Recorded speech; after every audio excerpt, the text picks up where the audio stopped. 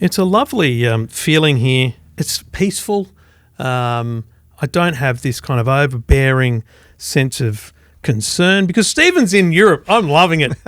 Val, are you okay? Do you feel okay sitting in Stephen's seat? I got to say that the cushion isn't really very soft. I think he's kind of like weighted it down or something. There's like kind of an imprint in this chair. I don't know. Yeah. Feels like he put a bit of weight into it. I feel desperately overweight. Normally I feel like it's a good offset, the two of Stephen and I, but now I feel desperately overweight, but that's okay.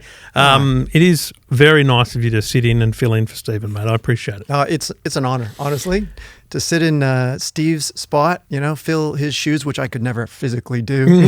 It's a great honor. He has a lot of shoes, so you could fill them easily. He has a lot of pairs of shoes too. Yeah. He's a shoe nerd. It doesn't surprise me. Shoes, Star Wars, EVs. He collects a lot of things.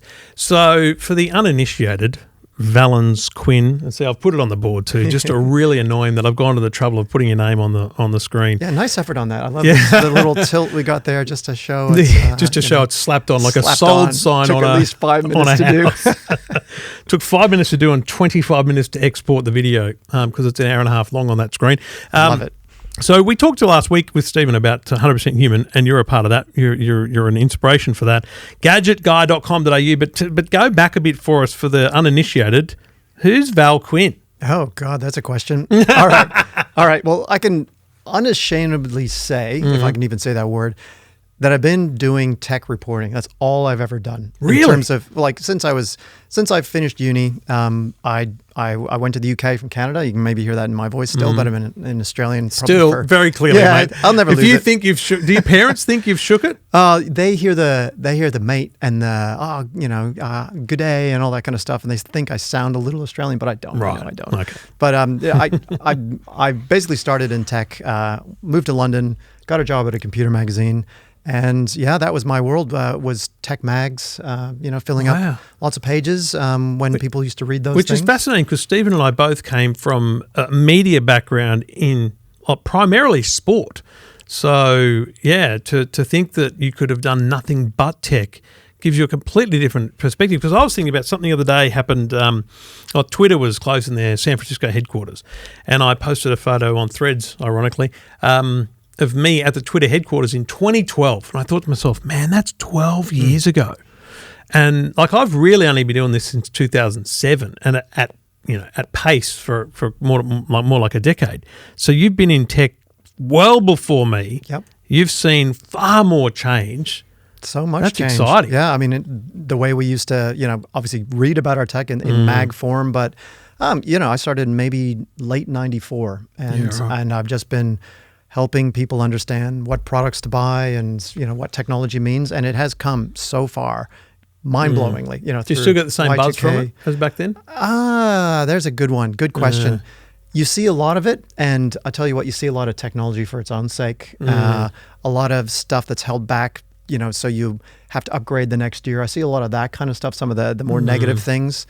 But there have been some genuinely amazing developments that have blown my mind, and when that happens now, even now, after all these years, then it's definitely something to pay attention to. So things like AI or even Apple's Vision Pro. Yeah. Like there's a few things I'm like, oh my God, this is hard not really to be impressive. Taken aback by that. Yeah, it's hard not to think there's something in this. Yeah, you think this is going somewhere, even though in its current form maybe not, but it's leading us towards a very different place. And gadgetguy.com.au, Gadget Guy for the uninitiated, but most people would realise this. Pete Blasina was the Gadget Guy, right? So, and even the logo still today is the Hawaiian shirt of the great man. Pete obviously moved on from doing the day-to-day tech stuff as he loved the fact that he had kids and grandkids to deal with. Yep, we still have some of them working for us at Gadget Guy, which the legacy's there. And but yeah, no, he's kind of retired now, and he's probably not paying as much attention to tech as he was. And so you now run the website as essentially, it's kind of weirdly not the same, but it's weirdly like me. EFTM is a thing that exists as a kind of public presence, whereas Gadget Guy is a small, would you say tiny, but a small part of what you do, because Theory of Invention is your company, which does content creation and marketing style things. Is that correct? Well, yeah, we all have to find our own kind of niche and our way forward, especially, when you stop being a magazine editor or whether you stop, working for big media. And with me, it's all about educating people about technology, one way or the other. That's the umbrella. And Theory of Invention is a company that helps brands do that. And then Gadget Guy and the stuff I do with Channel 7, and that sort of stuff is more for consumers and just people through websites we own and that type of thing. So it's still all about education, which is really what I love about this game. Is there's always something to learn. There's always some new invention or new idea that's come up that can help our lives or change our lives or stuff. Bunch of bullshit that we don't even shouldn't be spending our money on. So that's what it's all about for me. And in the end, we all enjoy spending time together on the trips we get to go on, whether it's Apple or Samsung, and we see each other as much as I see my family sometimes in the end. It's true. We traveled all over the world together. Because it is a core crew, really, isn't it? And I think people realise this, but maybe we're talking in an echo chamber sometimes, but, me, you, Stephen, Sean, that's your core group, because there's even in newspapers, John Davidson is probably a more regular than not. But even you think about newspapers, Davo's at the AFR. There is some Australian presence around, but they don't really do the kind of core consumer stuff that we do anymore. It's a little bit more corporate or business. Yep. Sydney Morning Herald. Likewise, there's a bit of that maybe with Apple events, but it's amazing how I would say my first Apple trip was 2012, and I think for 5 years it was just someone from 9, someone from 10, someone from 7, someone from News, someone from Fairfax. Yep, that was the crew, and now it's influencers, TikTokers, and hopefully us. Like I feel, we're kind of sitting there, aren't we? There. I know it's what we were chatting about earlier. Is that it's. Where are all the cadet journos coming up, biting at our heels to take our spot? And that's just not there anymore. It's a very different game. Influencers and, people who want to be TikTokers and all of that kind of stuff. That's really where the interest is. And that's where I guess the money is too. So I don't want to say we're a rare breed, or I'm not going to say the other, We're also not relics. No, we're not relics. And I think we're lucky. We're lucky to have this place and this position, and, the people, have an interest and want to hear what we have to say. So at least there's that. Who knew that we'd find someone more experienced than Stephen Fennick or I to be in the chair on Two Blokes Talking Tech? Mate, I'm very excited. So, mate, I appreciate you doing it. And I did tell Val that I was recording before the show started, just so that he knew I wasn't jumping up on him like I did with Fennick back in the day. But it is time to get cracking on Two Blokes Talking Tech. Welcome to Two Blokes Talking Tech. Not a bad price. With Trevor Long from EFTM.com. Really handy device. And Stephen Fennick from techguide.com.au. I didn't go to the trouble of getting a new intro. It's okay. That is the correct reaction. But, for clarity, techguide.com.au is still operating. I'm updating it. Daniel and Scott from my team are updating it. So for the loyal fans, the two of you that are loyal fans of techguide.com.au, it's still updating. We're still creating content for it. And you'll find everything Val does at gadgetguy.com.au. So we do it all thanks to the great people at Arlo and Netgear. I'll tell you about them throughout the show. Episode 645, Val. So you've come a bit late to the show. That's there's a few behind me. Oh boy. I feel the pressure now. As Stephen often reminds me, I have a child younger than this podcast. Oh God, that's terrifying. Yeah. So we've been doing this for 13 years. You guys have. So you're the pros. I'm going to sit here and fumble my way through.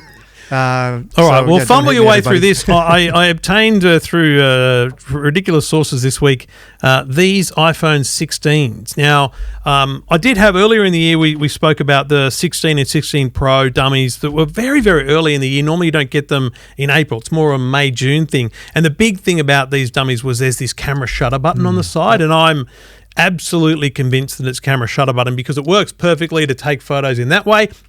And it works perfectly to take photos like selfies with your thumb. It really is perfectly positioned for that, especially on the bigger models.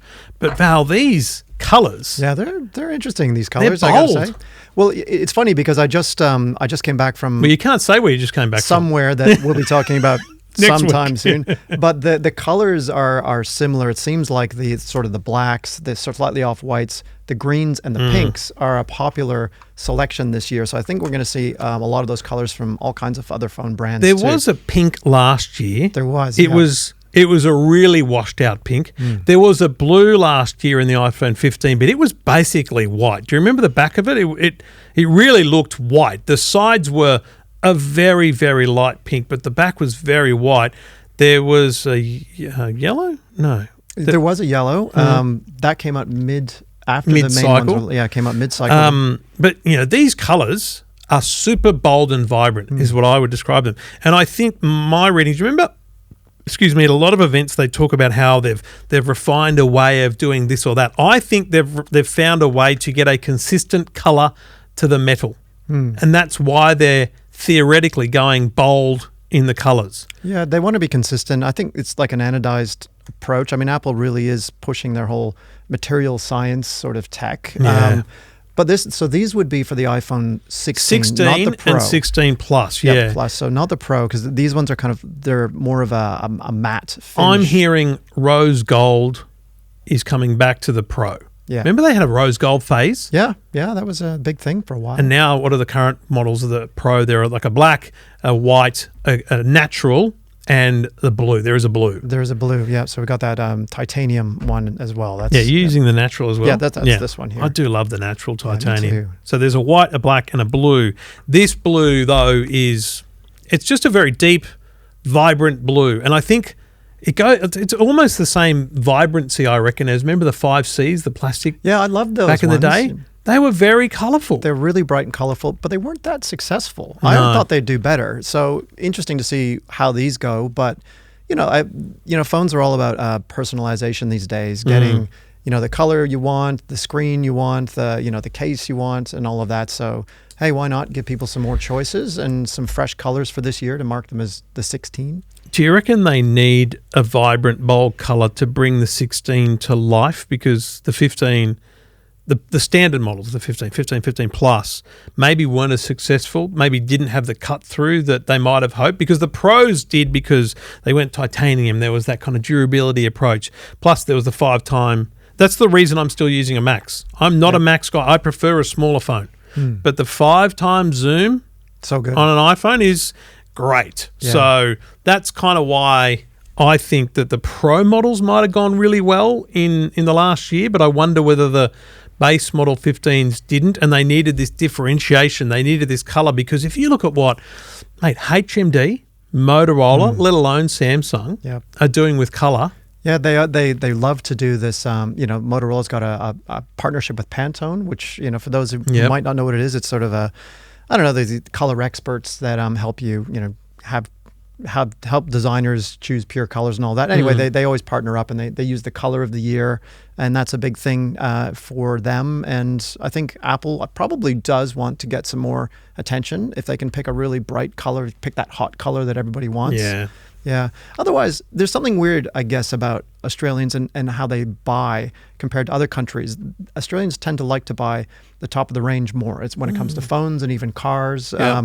So, maybe that's why the Pros were more popular too, and they just want to draw some more attention by giving us a better color selection for the non-Pros this year, because people's budgets are constrained. I was going to say maybe they're foreseeing a demand at a lower price point because of the cost of living crisis, as it's often described. So maybe they're trying to make sure that the base model iPhone has as good a curb appeal as anything else in the store. Yeah, but then again, you buy the phone, put a case on it. You can't see the color. That's anyway. The wild thing about colors, isn't it? Like you don't use a case either. Well, actually, I would. It's just I can't plug in my in-car charger with the case on. For some reason, it doesn't fit, so I have to take it off. But normally, I'd have a case on this. Normally, I would. Interesting. See, I'm pretty much caseless. I do have a case sitting somewhere, because there's times if I'm going to go on a trip or something, I don't mind having a case just for that purpose. But I'm the same. Like my wife has, the gold, so that it's got the gold outside. I think it's the white one. Anyway, it's a beautiful look, but it's covered in a pink case with hearts on it. It's irrelevant what color that phone is. That's true. Most people don't buy a clear case, even though and that's probably why they're so popular, those clear cases, because they're they're the alternative for people. You buy this phone, you're mad not to put a clear case on it, basically, because that's the whole point of them. Yeah, that's what I think too. You focus on the color and then you cover it up. So I don't know. I think the only problem with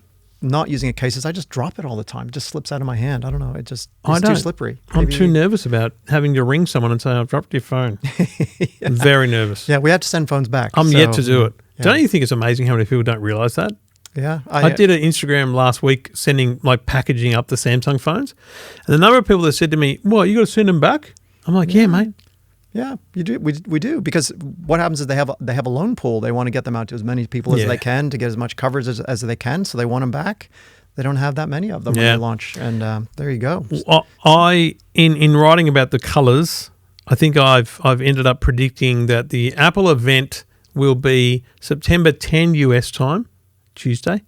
Usually it's a Tuesday. September 11 Wednesday morning Australian time, which would then, in my book, that would normally mean pre-orders open that Friday. It's probably a week, so they should go on sale around the 19th, 20th. So I think those dates seem to gel with the normal cycle of things. It's either first or second week in September, and I think that makes sense. I hope it's not the first, because I'll be in Berlin. Yeah, me too.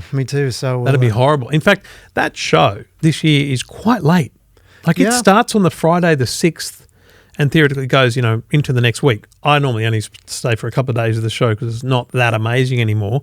But, if the Apple event is on the Tuesday, going to need to hightail it out of Europe on the Sunday to get into Cupertino for the Monday and be ready for Tuesday. So it's going to be a tight turnaround compared to last year when they left me stranded in Europe. For a couple of days at least, yeah. It's true. It's nice to at least just get them all done, but at the same time, man, it's hard on the body when you got to go to one time zone, cross to the other, back to Australia. Val's got family all over the world, though, so he takes advantage of these trips, and you can have a little side quest. Yeah, it's nice to have just a little bit of a bonus to going all the way over there to cover. If you're in America, you can side quest. I think it's your mum in Canada. Go up to Canada. And if you're in Europe, you can side quest to your dad in France. Is that right? That's right. So you see, it's handy. It's handy. I can see them both twice a year if I'm lucky. So my mum's in bloody Young, regional New South Wales. There ain't no events in Wagga that I can side quest from. Well, look, we can talk to the big tech companies. You think they'll have a conference in Wagga? We've got a place for you guys. You really need to see. Imagine CES Wagga. I'd be there. I'd be there for sure. I'd be there for sure. If you want to see the images of the 5 colors of iPhone 16, and again, these are dummies, these are mock-ups, these are made so that case manufacturers can check their cases that they want to release in September, but they can't get the phone from Apple. So, mate, I don't even know how it works. Someone in there is leaking badly. Yeah. And Apple is unable to do anything about it appears. Yeah, there's because this has been going on. I've been getting these for 8 years. So the whole supply chain leaks thing is they just can't control everything, I guess. You think they've just given up on that attempt? Maybe there's sort of a secret agreement that it's for the case manufacturers out there might be one design that's right. You just have to pick which one it is, because there's usually a few different versions out there. Yeah. So, but they look good. I have to say these dummies look pretty good, and it is great to get a sense of where that other button will be. Because they did add the action button. They replaced the volume or the silence toggle with the action button. Which, by the way, what's your action button program to? Silence. Yeah, I mean, that's all I'm using it for. Yeah. Well, I don't know anyone that's using it for anything else other than people that are really super gifted in the smart home space. They've got really good routines happening, and they're also gifted in what are they called? Siri shortcuts. Do you use Siri shortcuts? I've made a couple just because my apps didn't support it. So yeah, I've used a couple. It's like someone, they click the button so that if they're here and they do this thing, it does that. I'm like, that's great. But in the end, I think 99% of people, silence is what the action button's for, which is why I'm really confident that this will be called a shutter button or something, a camera button. It won't be programmable, because it makes perfect sense. If you try and do a selfie and reach that volume button to click it, you're probably going to touch the screen. So you're better off holding it out, using your thumb, use it with this one, which is big, and also the button works. It makes a massive difference to try and do a selfie or something like that with that button. It really does, actually. It's a lot better. Lot better. Are you left-handed? I'm a right-hander, so I'd probably be going like this. But I can never take it. With a selfie, it's all about getting your phone as far away from you as possible. So I'm never a good selfie taker. Some people have a skill there, but not me.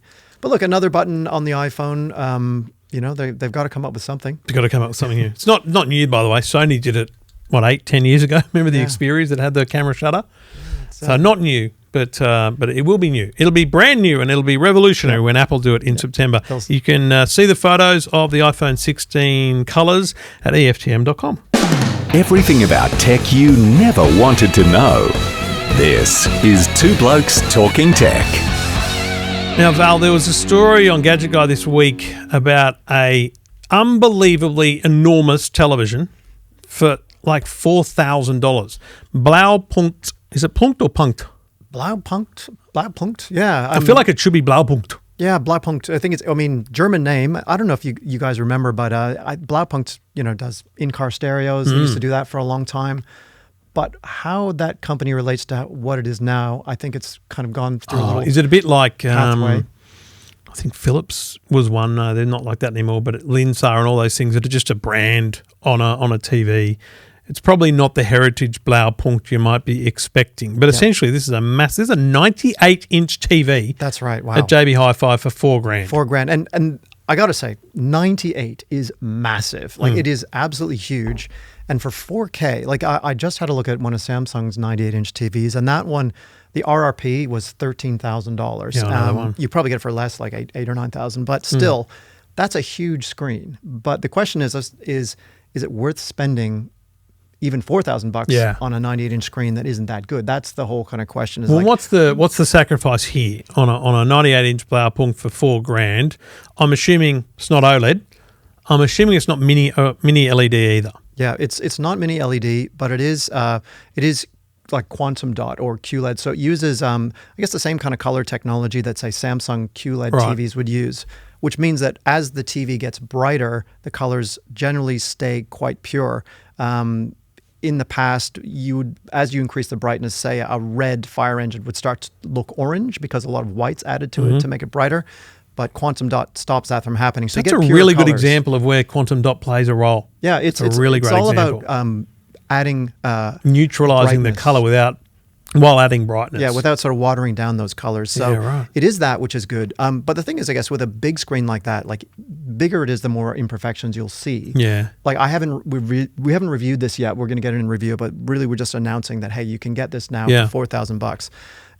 The other thing I was wondering about is that this is a 4K TV. And as TVs get bigger, if you don't increase the resolution or the little pixels, the little squares that make up the big screen, then they can look coarser, especially if you're sitting quite close. So because you can get a 55-inch 4K TV, right? Yeah. So it's the same number of pixels spread across a thing that's double the size. Yeah, literally double height and double width too. So I've seen Samsung's 4K TV up close, and I got to say that looks fine at 4K at 98 inches. It was interesting when did you do that one out at their office? Yeah, we did it at the office. I think you were there. You did a review there too. I think the thing I noticed about that, which was wild to me, was they were looking straight on. There was no blooming on the whites on a black. It was beautiful. But interestingly, on an angle, it's like there's a tunnel built between the backlight and the panel and the Q dot and all that stuff. There's like a tunnel, but side on, I could just see through it. So on a bit of an angle, there was a bit of blooming.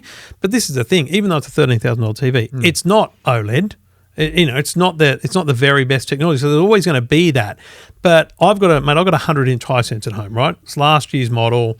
I can't fault it. Yeah, that's a great screen, that one. I honestly can't fault it. But I often say to Stephen, he's got a better eye than I do for TV reviewing. He notices. I rarely see. People see the blur in sport. I rarely see that. My eyes must be at 60 frames, or something like that. But when you get a $4,000. Let's compare the Blaupunkt 4000 to, say, the Hisense. So that's that's 7,000, probably less. And then you've got the Samsung. Those three, each one of this is a step up. Each one is a decision. Am I willing to pay more for whatever the sacrifice is, or getting rid of the sacrifice? That's really the decision you're making. Yeah, and we're talking $3,000 or $4,000 between, say, that $4,000 screen and the next one. It's not like you can just make a leap up by going, honey, do you mind if I spend an extra $50? No way. This is a big difference. And, with this TV, I would absolutely recommend going into a showroom, taking a look at it, And it's funny because when you compare them to other screens side by side, that's usually when you see the differences. But when you don't have something to compare them side by side with, you probably won't unless you know exactly what to look for. But with this screen, the things that may impact it at that price point is you're looking for things like color purity, so it's consistent color across the screen, but because it's quantum dot, it should be fine. Also, just brightness. I mean, overall, this is such a huge screen that even 100 nits, which is a kind of an average rating, would be pretty bright because it's a giant screen. So you don't have to worry too much about that. And the interface, how to use it, how quick it is to respond, that's another kind of cost-saving area. It's a good point. I often say to people at the retailer, when you're looking at a cheaper TV, ask for the remote. Yeah. Press the buttons. Because you know what I do? I press menu. If it doesn't come up instantly, there's a step back in a process. When you press menu on a $10,000 TV, that thing pops up. You press menu on a $200 TV, like an Aldi TV or something, it might take a bit to pop up. But if you're willing to put up with that delay, because... Okay, so when you load Netflix, it might load a bit slower. When you browse a title and click it, it might take an extra half a minute to begin the title. It's a little slower. But once you're watching, it doesn't matter. Does that matter? Because as long as it's a 4K content, that's the best advice I've got for people that buy more affordable 4K massive TVs is the more 4K you watch, the better the TV will be. Because the upscaling is where you also lose out, right? Yeah, not just the menu speed. The ability for this thing to take a Channel 9 or Channel 7 1080 at best picture and make it fit the pixels is a sacrifice, is a compromise. Yeah, that comes down to the chip that it's using. And yeah, that'll be a cheaper chip and upscaling won't be as good, won't be quite as responsive. This one runs WebOS, so that's the same interface as what LG uses. So that's pretty decent, and that should have good app support. So you should have most of the key apps. There are different versions of WebOS, and so you may or may not get have KO, everything. for example. So it probably isn't going to be the full suite, but at least it's WebOS and it's kind of a tried and trusted operating system. And the other thing is sound, right? I haven't listened to this one yet, but I would definitely expect that the sound's probably not going to be that great. You know what, Val? A $200 soundbar is going to turn this thing on its head. If you're sacrificing, not sacrifice, wrong word. If you're not able to afford the best 98-inch TV, then you are essentially making a sacrifice. And you're saying, I still want a 98-inch TV, and I'm gonna buy the Blaupunkt, right? Yeah. So at that point, you may as well just, if you can't afford $1,000 for a JBL or some other good brand of soundbar, just buy a cheap soundbar, 2 channels, cheap soundbar, preferably optical so that you're getting a direct link. And a $200 soundbar makes any TV sound better. So true. I am always amazed when I plug in that soundbar after listening to the TV speakers, and it's always a big jump. And, sound, that side of it is more than half of the experience. You want to have great sound, not just great visuals. So, yeah, don't compromise on that. But for this TV, if you want that huge immersive experience, say you want to watch your sport, you want to watch, I don't know, like, the latest, latest F1. Can you imagine that on the 98? Oh, yeah. I mean, you can, because you've got 100 inches. But, I mean, this is a great opportunity to get into that huge size. And this is definitely the way TVs are going now. If the TV guys have their way. All the brands say screens. it to us, don't they? Yeah. LG and Samsung, they say that people are now asking for 75 and 85 almost by default. 65 is essentially a small TV now. Yeah. Let's be real. And that seemed so big not that long ago, didn't we were saying it when you arrived. It's like, it's hard to get a review unit of a 55-inch TV now because, like, I've got the LG G4 downstairs. Great screen. 55-inch. Mate, that's probably the smallest they make that, but it's the most convenient for me to look at and review. They would much prefer I was looking at a 75-inch version of it or something, or 77 or whatever it comes in, but that's just for a review that has to be unboxed and reboxed, folks. Yeah, we got to carry these up the stairs. They're the same. It's the same picture quality, so, I'm just going to go with the simplest approach. But actually, it's probably different with OLED because of the price. Their 55s and 65s would probably still sell quite well because it is a big leap up. Yeah. But, mate, for a person that has been to a mate's place who's got a big TV and they go, hey, wait, you're telling me I can get a 98-inch TV for $4,000? They're going to be like, you know what? That's going to look amazing. And trust me, it will look amazing compared to whatever you've got in your lounge room. It'll only look bad if next to it in the next room, which is visible from the same room, you've got a 98-inch Samsung $13,000 TV. That's the only way you're going to notice is you've got 2 TVs side by side. That's right. And I don't think too many of us have that set up. No. At home yet. So, yeah, look, I think it's a great option. A couple other things to consider if you're going to buy a 98-inch. Yeah. Obviously, can you fit it through the door? Can you carry it where you need to They're carry it? big boxes. Big boxes, yeah. They're like even bigger in the box. If you want to wall mount it, it uses a larger mount. Yes. They've got VESA or VESA mounts, but there's a larger size for screens, usually about 75 inch and above. And so they're heavier, so you need to buy the thicker. right weight mount. Yep, you got to at least mount it on 2 studs. Got to make sure that everything's secure where you're going to mount it to. Dude, don't do it yourself. Yeah, That's insanity. I wouldn't do it. Yeah, I was going to say, I feel like you're like me. I'm like, I'll pay someone to do that so that it's done right, and I've got someone to call if it falls off. Yeah, that's right. But that would never happen to Andy from Universal Home Theatre, top bloke. Still charges me full price, I think. But anyway, mate, get it installed. And that's, look, JB's, because JB is selling this. This feels like a product that would also be an Aldi style pricing. This is really aggressive stuff from JB's. I would say JB's are going to want to upsell you on delivery, and I would think delivery should be included, by the way, because it is impossible, physically impossible to take one of these unless you've got the large height Renault or Ford Transit vans. This doesn't fit in anything. Yeah, they're massive in the box. So you want delivery and installation. Negotiate that. What I would do if I had $4,000, right? I would try and wrangle an extra, I don't know, 300 or 400, right? And I would walk into JB's and say, right, here's what I want. I want that TV. I want it at your best price. But just to consider this when you're negotiating, I want installation, delivery, and a soundbar. Perfect. Cheap, simple soundbar.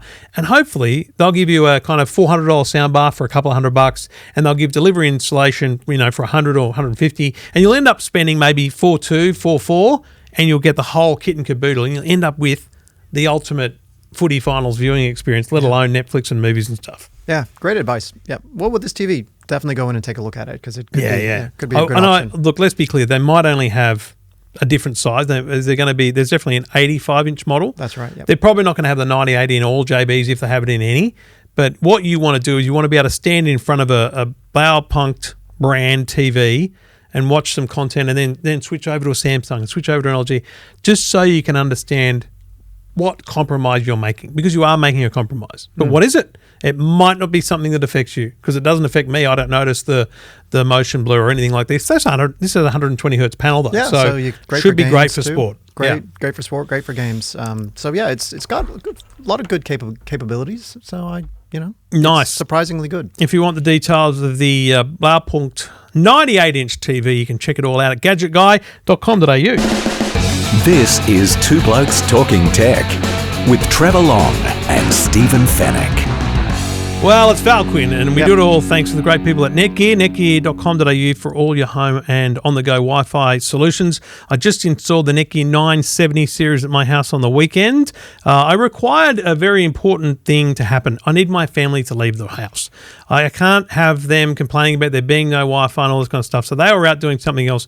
So I shut down the internet, shut down the Wi-Fi, and connected the Orbi 970 series. Now, this is high-end stuff. This is the system you'll buy to future-proof your home. This is the system you buy if you do buy all the latest gadgets. If you've got a Wi-Fi 7 laptop, if you're definitely going to buy the next big smartphone, you need Wi-Fi 7, you need connectivity. If you're paying for 1,000 megabit, gigabit speed NBN, and especially if you're on fixed fiber to the premises, the likelihood of there being 2 gig or more in the very near future is quite high. So you need that future-proofing for your home, and that's where the Orbi 970 series comes in. It's a gorgeous product, very tall, big unit, and it is unquestionably the most expensive Orbi you can buy, but that's because it has the features to suit your home today and long into the future. If you want to check out the Orbi 970 series and the entire range of Orbi products from Netgear, you can do that at netgear.com.au.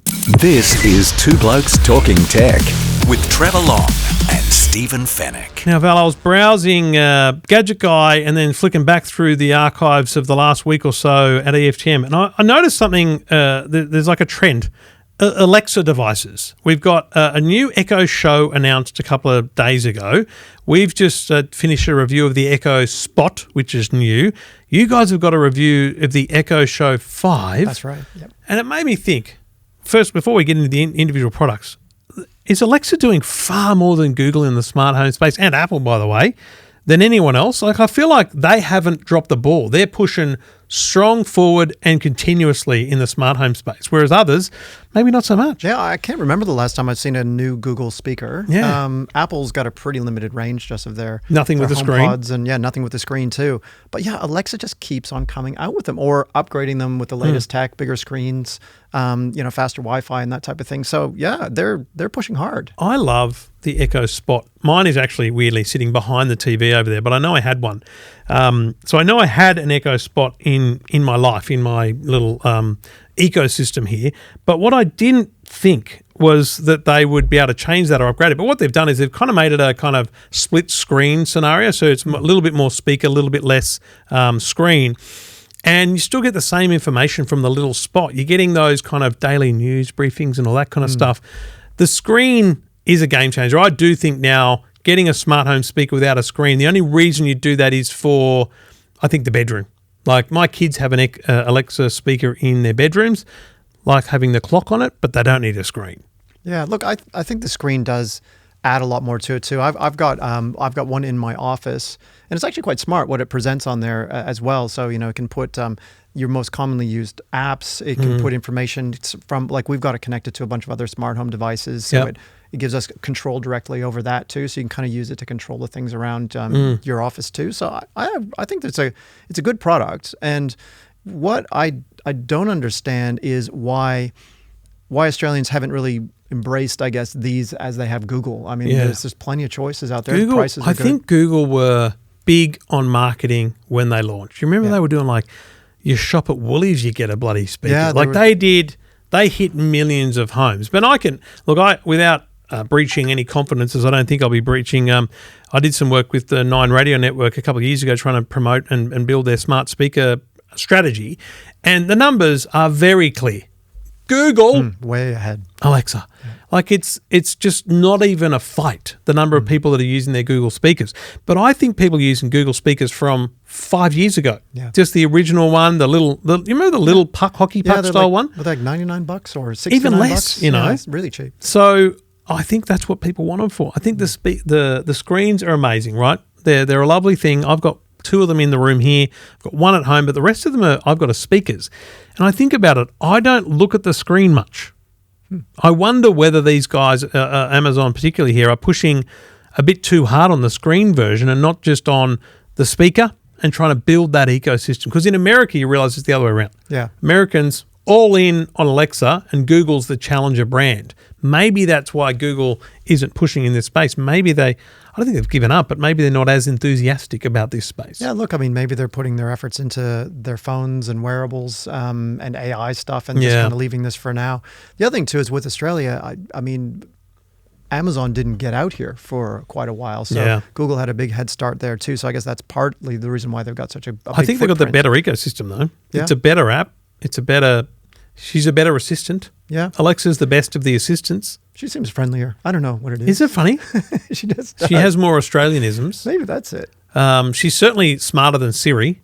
Oh, God. Everything is smarter than Siri. Oh, my. That's the dumbest. Sorry, Siri. The oldest and the dumbest. Oldest and the dumbest. But we will be seeing some improvements there. I'm not sure. Well, that remains to be seen how smart she can be and keeping your privacy at the same time. But it's interesting. Speaking of privacy too, it was good to see that with these new Echo devices that the ones that have the cameras now have a physical shutter. Sliding shutter. I think that's a nice thing to see. Just gives people that peace of mind. It's like, okay, the camera's off, but is it really off and all of that? So I do like to see that. Yeah. You don't want a camera in your room, who knows what. But they literally have a speaker and a screen for every budget, every size potential. Like I've got the one up there is the 10-inch, the one that follows you around and turns. So they've got 10, they've got 8, they've got 5, they've got the Spot, and then they've got the speakers. I was just going to look on like Amazon.com.au. It's weird. You go to Amazon.com.au, they do push their speakers, but it's not like the front page. I would have thought that Echo should be just everywhere. And because you remember back in the day, like when Amazon wasn't here, but it was in America, I remember them having that push. There was a button you could put, like you put it on the side of your washing machine, you just push the button and it adds washing powder to your shopping list. Yeah, I do remember that. That was great. It's like the seamless like, where is that now? I don't know. There's probably some rule or security or privacy issue that's stopping that from happening. The Echo Pop is $79. That still exists. Good price, okay. The standard Echo 4th gen, which $169 seems like a lot of money. Echo, that's the Echo, which is bigger. The Echo Dot, which is smaller, is $100. So you can still get a speaker for under $100. The Echo Spot with the screen, though, probably not a bad bedside clock, actually. Quite like that, yeah. Clock, a little bit of information when you need it, show you what the weather is, $150. Whereas, I mean, I wonder, I'm going to check, does JB HiFi sells Google speakers, don't they? I wonder, they all call them Nest now, don't they? That's Google right. Nest is what Google they call Nest. everything. They don't, it's not called Google Home anymore. So I wonder if they still sell many Google Nest, because the Nest brand now covers everything from speakers to whatnot. If I sort by low to high, great podcasting, I know it's good content. You can still buy the Google Nest Mini for $45. Wow, that's so cheap, $45. That's Yeah, all you need. It is And all their you need. speaker with a screen, the Hub Max, which is big, it's $350. There's nothing in between. Yeah, there's a big jump there. Yeah. It's interesting with smart speakers. I mean, maybe people are already sort of saturated. Maybe the market's saturated. They bought their Maybe. speakers. They don't upgrade them often. They don't Yep. need to upgrade them often. They just want something that listens and then, plays music or whatever it is. So maybe, Music is the biggest usage of these things. yeah, so maybe that's their problem right now, is there's not a big enough reason to upgrade once you've already got something that works okay. You know what it reminds me of? The tablet market. Remember? iPad, tablet. Everyone's buying a tablet. But then after, let's say 3-4 years, right? There was all these stories about how the iPad market has plateaued and Samsung market, they're not selling as many tablets. And you know why that is? Because everyone who needs a tablet's got a tablet. It's plateaued. And the refurb rate, or the next buy rate, whatever you would call it, the upgrade rate. Upgrade cycle. The upgrade cycle, that's the correct term, would be on a tablet. It'd be like 4 to 5 years, I reckon. Yeah, I think so, I too. think for the average homeowner, 4 to 5 years. So if you've got that plateau, then you've really filled the market. I think the smart home space still has potential with Matter and all these things, but they've stuffed Matter up so bad. I'm disappointed with Matter. It was meant to be the holy grail of Should have been. smart things, wasn't it? Yeah, and look, I mean, maybe it's still early days, but you're absolutely right. The big problem is that if I stick with one brand, only the things that are the same brand will connect to each other, and that's a fair worry with people. Yeah. And Matter, for those who don't know, is meant to kind of consolidate that. But now you're seeing Matter compatible devices, so yeah, they can all see each other and sort of talk to each other, and be managed in one place. But they limit the functionality to the Matter system, and the only way you can get the full functionality is by using that brand's app. So you still are kind of stuck using, like, say, the Arlo app for one thing, and then the Google app for another and another, and so you can't get the full features through Matter. So to me, because each brand is trying to hold back their best features for their own app, it's not really it's not the thing that it was intended to be. Yeah. So And we also need Matter to be democratized to a point where, the $10 light bulb that Chris Lau and Laser and Connect Smart Home, those brands are able to do because it's Google compatible and Alexa compatible, but not Apple HomeKit, because of the buy-in cost of being HomeKit compatible, I assume. I don't know that for a fact, but Matter needs to be the same. Matter needs to be, I can go and buy a bunch of light bulbs, I can rig them up, and they'll just work. Yeah. They'll just work. Like, it shouldn't be complicated. And all these companies, as you say, they've created apps for themselves, and I don't want multiple apps. No, I want one app. I want one app that sees everything and is able to access all the features of everything. Which is what the Alexa, what do they call that thing? Alexa Home Hub or Oh, something. the Home Hub, yes. Which was too much. It was $350 and it just looked like any other Echo Show. And I'm thinking, I don't know that it has a capability that dominates, that really justifies the price. But that's the theory, is I've got this screen and a light bulb should just work because this is a hub and it can see these cool devices, right? That's what you want, is just one hub of things. Now, if you need to access the, cloud recordings of a camera, fine, open the app for that camera device, for that camera. But for the live feed, it should just be there in the hub. That's the problem. The problem is it's not a unified system yet, is it? Yeah, there's still work to be done.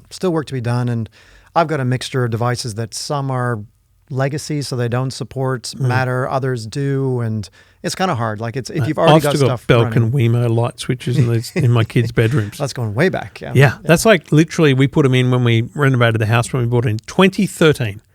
So we have 10-year-old light switches, 4 of them in the 4 bedrooms. One of them has failed, and it only failed a year ago. So that's not bad. That's not a bad lifespan. But you know what the weird thing is? There's nothing to replace them with. Physical light switches that are smart. There is some cheap ones on Amazon, and I put one of those in my daughter's room, the one that broke, and it was good, and it was only Google and Amazon compatible, so not HomeKit, because it was just a cheap thing. And then it failed. Luckily, I bought a box of 2, so switched it out. But there's no good brand, reliable, physical switch, because, mate, installing a smart bulb in my home is useless. We did our 2 bathrooms and a laundry. And when we were buying the lights, I said, I'll buy them. So I bought all Philips Hue down lights. Yep. Unbelievable. The whole thing. Right. They've never been touched because I've controlled the app. I've got the app, and everyone turns the light switches off, right? The only way to truly go smart home is for the switches to be smart, because as soon as you turn that power switch off, the light bulb is dumb. Yeah, that's a good point. I mean, then you can't do anything with it, so It's the useless. power's off. So, yeah, I mean, at my house, all the down lights are just your standard light, LED or halogen down lights, Yeah. and it's only the lamp lights that I can control with the smart functions. So you don't really have the full system. Otherwise, it'd be a huge expense to kind of put smart lights in everywhere that you can control and everyone has access to. So yeah, it's just not quite there. The dream of the smart home still has got a lot of sort of things to iron out. That is the perfect summary. Yeah. The dream of the smart home is not quite there. You And have it's to be pretty amazing that it's a 10-year dream Yeah, or more. Look, I've got hope for it. Hopefully it's going to get better. But you got to be pretty techy. You got to be willing to tinker, mess around, and figure out why this isn't talking to that and all that kind of stuff. And hey, you're going to say you buy an expensive appliance. Say you buy a Samsung AI smart washer. Yeah. And I've got an LG fridge. What happens then? And so there's still all of these things that Yeah. need to be ironed out. Last question on this. If you're on the radio, or someone emails you and they say, quick question, what do I buy? Google or Alexa? Oh, wow. I would say I like Alexa better. Same. I don't think you're not going to find yourself in some tech cul-de-sac if you choose one over the No, other that's right. necessarily. I don't think you have to worry about that. Now No. it's down to preference. And I think that the Alexa devices generally sound better, Interesting. in my experience. I think the Google Home app is phenomenal and brilliant and That's way a good better app. than Alexa. Alexa app is far too complex. The ecosystem of I've got to add a skill to get this thing that I does can that never thing. remember. I'm like, oh my God, it's complicated. Yeah. You got to add a skill to get your app to. You have to remember how to speak to it. That's true. Yeah. And yeah, with okay, you got me I'm there. I'm still recommending Alexa. Yeah. I think it's a better speaker, better system, more responsive, and a little bit smarter. Well, maybe that's what it is. Maybe it's the devices are better, but it's the software and the interface and the Google Assistant that's better on the other side, on the Google side. So It's neck and neck is what we're saying. yeah. Hopefully you can't go wrong. Two Blokes Talking Tech, Trev Long and Val Quinn from Gadget Guy. This is Two Blokes Talking Tech. So I was in Seattle with Microsoft when they announced the Copilot Copilot Plus PC thing, and I thought this is very interesting because it was all we're better than MacBook. Like the benchmarks were all where we do this. Basically, Microsoft Windows-based PCs are now in a fight to catch up with Apple on the processor war, which is weird because Apple is by no means dominant in the laptop space. More PC laptops are sold by many margins than Apple. That's true. But if you've ever been in a corporate workplace where the CEO really wants a MacBook, and then it gets really hard to convince the other managers not to get one, that's why this is important. Because the AI PCs, I think, are way better. So this here is the new Asus Zenbook S16 packing the AMD Ryzen AI chip, which means that instead of, and by the way, the S15, this year's laptop a year ago, had a quoted battery life of 13 hours, which was pretty good for a PC laptop. Not bad at all. Quoted battery life here, 22. Wow. Isn't that wild? It sounds impossible, and it was impossible. And the main reason for that was that the chips, the older chips, so this is a whole new generation of laptops. These are AI PCs in a broader sense. That's what we're kind of calling them. And they have to run certain kind of software, and they have to have a certain kind of chip inside it. But now they've just completely transcended the old style PCs, because then the chips used to take far more energy. They used to use far more wattage to do the same amount of work and drain the battery life. You get 3 hours, 2 hours. The fan was blowing because they produce so much heat. Yeah. They're super frustrating. If you really work let's be clear, 22 hours is the quoted figure. And though if you read the fine print on any of these websites, they will give you a basic indication that it's like, okay, brightness is at 60%, Wi-Fi is not on or whatever, right? So you're not doing network activity. 22 hours is quoted life. And the thing is, the big thing that Apple talked about was if there's it's hard to quote performance because it's not really lingo that we all use. But if you had full throttle on a car, then you've got full throttle on the car all the time until the petrol runs out. Whereas in a Tesla, full throttle after a couple of laps on a racetrack, not there. Let's not worry about that example. On a PC, the concern that Apple brought to my eye was if you're plugged into the wall with power for a lot of PCs, you'll get full performance. Yep. If you're on battery, you get a lower performance. Apple wanted full performance on battery, and that was a big deal for them. Plus, they wanted to eke every bit of battery life they could, and they're talking 18 to 20 hour battery lives. This thing here, 22 hours quoted number, I'm going to tell you, I reckon my estimate based on a couple of half-day drains that I did is this is a 17 to 20 hour battery life on solid usage, right? I did a drain at 10 a.m. It was at 78%, 77%. I set it up to stream a live YouTube, so not a taped YouTube on demand, because that can bring down and buffer, whereas a live stream requires constant Wi-Fi to be used. So constant Wi-Fi, full brightness. In 8 hours, it went down 55% or 60%. So basically, that was going to be a 15-hour battery drain at crazy consumption. Whereas in normal day use, you're not streaming all the time. You're not doing. You're talking 18 to 20 hours. That's 2 work days of life out of a battery, which is in my mind phenomenal. It is. It's a total shift in capabilities versus the older style PCs. And you're absolutely right. I mean, even if it doesn't hit 22 hours, 18, 17, that's a full day of work and doing stuff at home or sitting on many planes, and you know what that's like. Yeah. So it's like finally PCs have been able to do this. What happened with Macs is that Apple said, you know what? I mean, it used to be that Apple used the same chips as you'd find in PC laptops, pretty much exactly the same thing. And they had the same problems. They would drain the battery in 2 or 3 or 4 hours. And they said, no, we're not going to do this anymore. We're going to build our own chips. They came up with the M1 a few years ago. And that's where Apple's laptops just leaped ahead. Yep. They could truly do all-day battery life, and nobody else could. So this is the PC world, or the PC laptop world, catching up.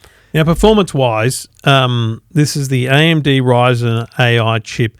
I did a Geekbench, a single-core 1600, multi-core 9900. Look, nothing like you get on a MacBook Pro. Probably nothing like you get on a MacBook Air with M3 either, to be very clear on those Geekbench scores. But I know they're a benchmarking, and I think it's great. But what I did was, mate, I edited a video and I hit export, which is the number one thing for me. How quickly can this thing render and export a video, which is, high-intensive stuff. And this isn't really a pro PC. Asus have a range called ProArt. So the ProArts, which is all about content creation. All about content creation, right? Stuff. So I expect better performance from the ProArt. But, mate, I did a 1-hour video, exported in like 23 minutes. I think I got it down to 18. Mate, that's awesome. That's really good for a from-scratch, non-rendered export. Very impressive. It meant to me that this is an on-the-road PC. And the main thing for me is, mate, that's a big screen and it's very thin. 1.1 centimeters. It's 1.5 kilos, and it's a 16-inch touchscreen OLED display. I mean, 16 inches, and big screens take a lot of battery life normally. Yeah. And this is an OLED screen. So on top of it, those are two things. You're getting a huge screen that's not draining the battery. Yeah. OLED is brilliant on a laptop. Yeah. It looks so good. So your videos look fantastic on that. So you know what else? Is this the one with the, what is it? The Ceraluminum. So we got to say, I know this is, podcast and you can't see it, but they've created this new surface, which is kind of aluminium, underneath. Well, I said in my review, it's like we have to call it Ceraluminum because Ceraluminum doesn't work. I can't do that. I can't do that at all. For a minute there, I thought you were just being nice to me. No. I'm calling it Ceraluminum because that's a new word. Yeah. I know it's an aggregation of ceramic and aluminium, the American term, but essentially it is. It's a fusion of both ceramic and it's like an alloy, but it's a weird way of describing it, right? I don't know how they did it, but it has this sort of, it kind of feels like almost a bit like a stone or like a ceramic. Yeah.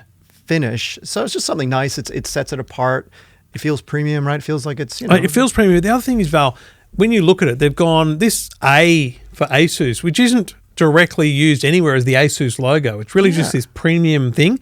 So it doesn't overtly say, hey, I'm using an Asus, which I don't think Asus knows or would think about the fact that maybe some people don't want an Asus logo on their laptop. This says in very small print, Asus Zenbook. That's all that matters. Yeah, really but it looks premium. I think this is a professional grade laptop. Great design. It is $3,500 though. Yeah, okay, it's not cheap, but you can go down to, they've got different ones. They got the Zenbook, they've got ProArt, and then what's the other one? It's EvoBook. EvoBook, yeah. So you can kind of drop down the price point a bit. So there's a lot of choice with the Asus range, and so this one has the AMD chip, which is there's 3 chips. Well, okay, there's actually only 2 right now, but there's going to be 3 chips because Intel will make one. But we got the Snapdragon Elite X, Snapdragon Elite X, I think it is. Yep.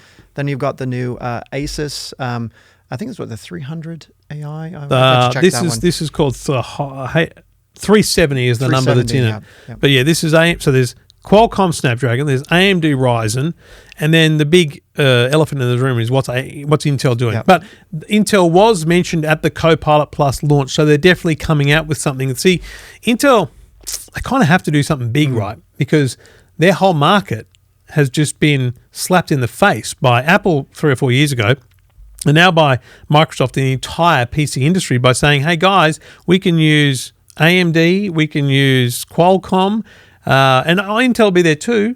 But Intel, I think, need to come out with something that is at both ends. I think Intel needs a everyman style Copilot Plus processor, and they need your pro level thing. They need your M1 and your M1 Ultra. They need both ends of the spectrum so that the Copilot Plus brand of generation of PC can be Intel inside. Because, mate, Intel inside used to be the thing. That's a very good point. I was going to ask you about that. What does Intel inside mean anymore? Because at one time, it was the only game in town and the best game in town. Now you've got Qualcomm's Snapdragon, and these guys make chips for smartphones, and they're pretty new in this space. They've got a new architecture and all these advanced things. Then you got AMD, and theirs has just debuted, and it's scored really well with benchmarks and all that kind of stuff. It's very competitive. And then Intel has codenamed Lunar Lake, which is their next big thing that needs to be competitive in this space too. So you'll have a choice, but it's not Intel inside. It's not their game anymore. So what do you think? Do you think they're going to need to rebrand and find a different phrase for Intel inside? I think double down on it and say, hey, I think that has so much credibility. Keep the chime, dun, dun, dun, keep all that, keep everything, double down because you've now got a space where Apple Silicon, Qualcomm, and AMD are essentially offering a very similar thing: amazing battery life, big performance, And you're going to have HP, Asus, Acer, Lenovo. They're all going to have laptops with every chip in them, which is in part a way to keep the market happy, but also in part a way to you might have Harvey Norman have the AMD chip and JB HiFi. Like it's a way of exclusives and things like that. Way of making shopping very hard for consumers. But if I'm Intel, I'm sticking the Intel inside button sticker on the outside. I'm going hard because actually I think your average Joe knows Intel.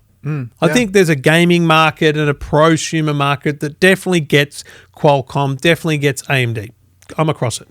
But I think the average consumer the Intel inside resonates with them. They'll remember that because it has been around for decades, literally. Why would you walk away from something like that? Yeah, but I mean, like if you think about it, what's happening now. So let's say to help the listeners out there, you walk into a JB HiFi or something, you're going to see 20 laptops. It's going to be a confusing array of them. Now you've got the AI PC or the Copilot Plus PC. By the way, they're two separate things for some companies. Yeah. HP has a range of AI PCs and then they'll have that are not Copilot Plus PCs.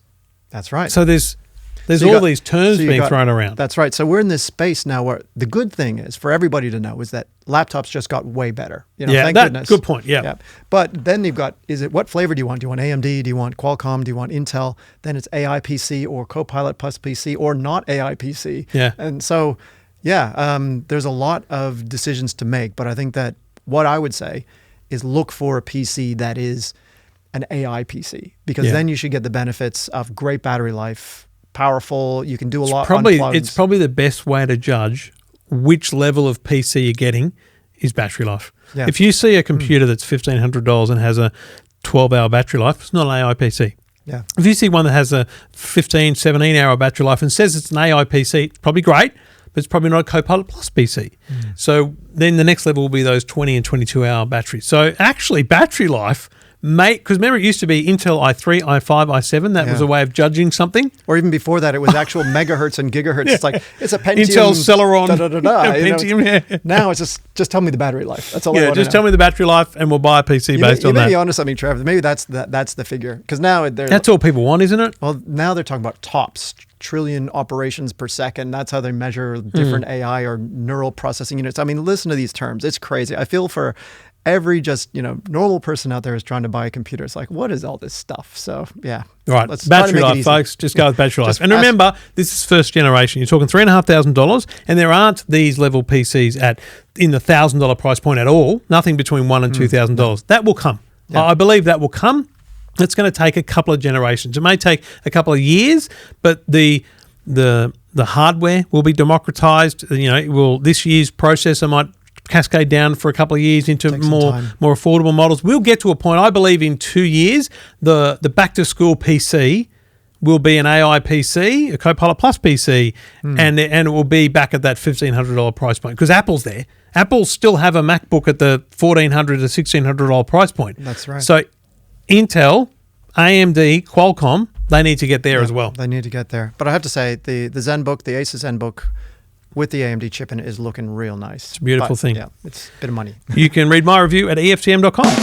This is Two Blokes Talking Tech.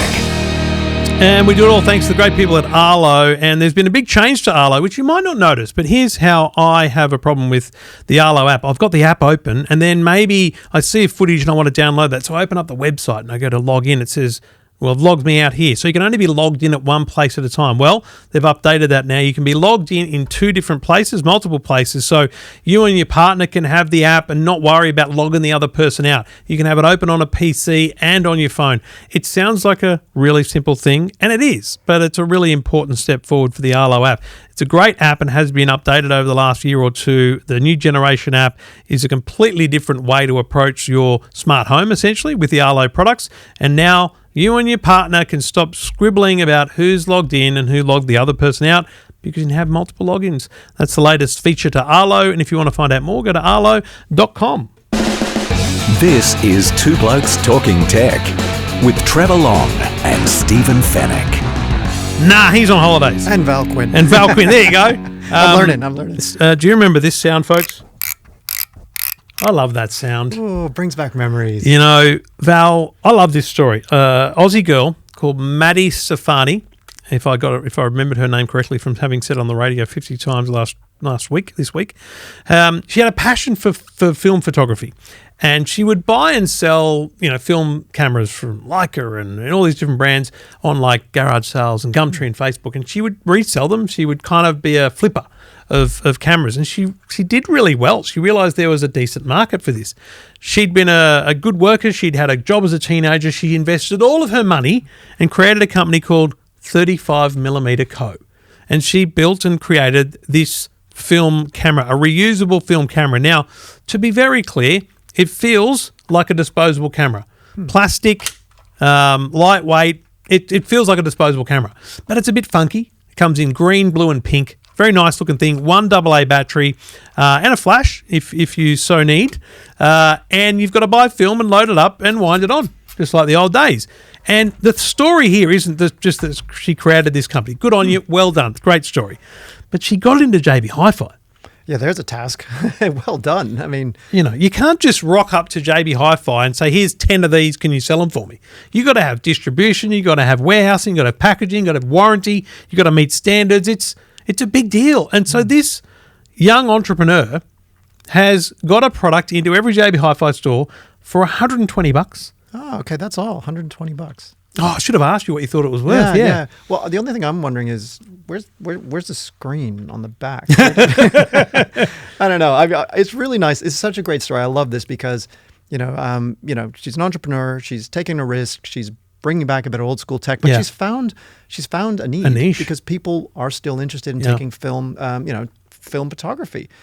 Too, it's like, you remember just going to get your film developed and you get handed that pack of photos and you're like, okay, I wonder what I'm going to see inside. Yeah. I remember I went to the Bathurst 1000 in 1991, came back with 7 rolls of film, went to Kmart at Deepwater Plaza at Woy Woy and got them all developed, put them back there in it. They're all in an album. I've still got the albums. And I flicked through it a month or so ago and I went, there's like 5 good photos here. I took 7 rolls of film and 5 good photos. And that's the art. That's the beauty of this. Now, great news. I didn't realise this, but when I was looking at, there's no film in it, thankfully. When I was on the JB HiFi, because I got asked so many times on the radio, where do you buy film? JB sell film as well.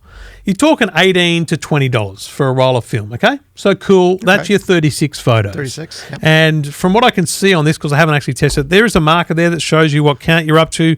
There's a roll here to roll it back. Shutter button, all good. It's a direct, there's no digital lens. You're looking through the viewfinder. And I'm pretty sure, if you look in the back of this thing, I had it open earlier. I'm pretty sure that it is as simple as click the shutter and it's just literally opening and exposing onto the film. It is the most rudimentary, simple 35mm camera you could possibly think of. It's about as analog as you can be. But, there is a battery in there, so it does do something. Yes, for the flash, the flash, probably. I assume. And maybe because the wind-on's manual, so the battery must just be for the flash.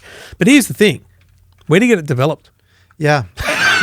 There's not that many. You tried to develop out film there. lately? I have not. I think there's one place I saw in here in Sydney in Surrey Hills, but it's such a specialist thing now that it's either you're a high-end photographer and you want that film look, and you've got a relationship with your photo lab. But yeah, I'd love to know what the cost is to get 36 So my shots. son is doing photography in high school, and I think it was maybe a year and a half ago, he did a little project and took a film camera and took some photos. We took him to it. There's a camera house, I think it's called, at Hornsby, and we took it in and I said, we'll get it developed. And they go, yep, sure, we'll call you. They called like less than a week later, but it was still a week later. So 1 hour photo processing, gone. I was only thinking this week though, right? We used to have Kodak, photo processing, Rabbit Photo. There's all these brands, right? And all those shops, and there would have been hundreds of them in Australia, had a big machine that I assume, because it was just staffed by not, photography experts, I assume you very dumbly just put the film in and it kind of rips it apart and does all the work inside this machine. Where are all those machines? Yeah. They must have just got trashed. Yeah, they were big machines too. I can remember some of them. One of those would be a decent investment right now. If this goes all right, imagine you had the space. I might get one downstairs. Yeah, you got room down there. And just have people post in their film. And I get to do like George Costanza in Seinfeld, and they take your photos in and the photo lady looks through and you might make friends. That's the other thing that, you remember, the nostalgia of it and how it's nice to get the photos developed, but then you forget that someone else is looking at your photos. You don't have that privacy. Every single one of them. Yeah, of course. Seen by someone else. Yeah, the fewer the photos that there are, probably the more people more times they're going to get looked at. So it's a great way to put your kids off sending saucy photos to their partners. I think that's probably a good thing. Yeah, this you got to think about your shot in this, but it's good to see. Good to see a bit of old school nostalgia tech. I love it. I love it. And actually, the camera feels nice too. It's not bad. Like as I said, it's cheap and plasticky, but it's all it needs to be. Yeah, it's kind of got that retro look. I'm going to buy some film on the weekend. I'm going overseas next week. I'm going to take it with me. I'm going to take some photos. Yeah, just because why not? And then figure out how to develop and then figure out the rest of it, because it'll probably make a good online guide. That's what we do. We find, what are people searching for? Yep. Where do I get film developed? It's probably not a bad thing. Pink, blue, and green. Val, I'll probably stick with the green. I like the green too. And well done. Shout out to Maddie Stefani, who I looked her up on Instagram. I think they linked to her in the thing they sent me. And the last post I saw was her on like a Qantas business class seat going, off to my new home. So I think she might have moved to the States. So maybe going bigger. This could be, imagine this in Best Buy or Walmart, or this could be huge. Yeah. Because, mate, let's be real, $120 retail. This is costing her probably $25. I think less. I think it's probably 10 or less on bulk. You're buying 10,000 of them. It's probably not costing a lot. And what a great thing, because there's actually no technology involved other than if this is open and they press that, light this up, turn this light on. There's no technology in the actual, camera, because it is just opening. The shutter just opens the shutter and exposes the film. Springs and coils. Simple as that. Springs and coils. Which is good. Less things to break and, less things to have to kind of repair and replace. So if this thing breaks, it's probably, disposable. We wish her all the best. And you can see photos of the 35mm Co. Camera at EFTM.com. This is Two Blokes Talking Tech. Look at that, Val. You've gone over record time. All right. We've given bonus value to people. That's good. Like I said, once you sit in this chair, I was nervous. Were you nervous? Well, I've not done this with anyone else. Are you serious? I thought, surely you had a few in here before. No, in 644 episodes, it's only ever, and that's actually a low number because when we do CS, we do like 3 episodes. So over the years, there's probably been another 20 or 30 episodes. So, mate, it's only ever been us. We take maybe a week off at Christmas time and we might preload a show once in a while, but when we're on the road, we'll do it. Yeah, so I've never sat with anyone and talked tech like this. I have no idea. Wow, I'm starting to feel really, really proud here. This is great. I'm glad I'm in this chair, and we lasted this long. And mate, we lots nailed of it. good things to talk about. So you smashed it. We'll do it again, and if you want to get in touch, Val, where are your socials, mate? Where can people find you? Oh yeah, you can find me at vquinn. Is that my Instagram? I feel like it is. Yeah. Yeah, my Instagram, and we've got Gadget Guy. Just look up Gadget Guy. Look up Gadget Guy. All the links are there, and you'll see all of our things. And I should know these off the top of my head, but who knows? Gadget Guy something. Gadgetguy.com.au. You know where to find me, Val, mate. I appreciate you coming in, and Stephen, you should be very worried. Yeah, Steve. I don't know, the Star Wars figurines behind me. No, we got rid of those. Gone now. Yeah, so got rid I don't of know, them. Steve. Sorry about that. Yeah, they weren't worth anything. We sold them all. Yeah, and I'm going to break into his house and sell all of his cool stuff. I hope this gets back to him. Thanks, Val. See you soon, mate. My pleasure, guys. This is Two Blokes Talking Tech with Trevor Long and Stephen Fennick.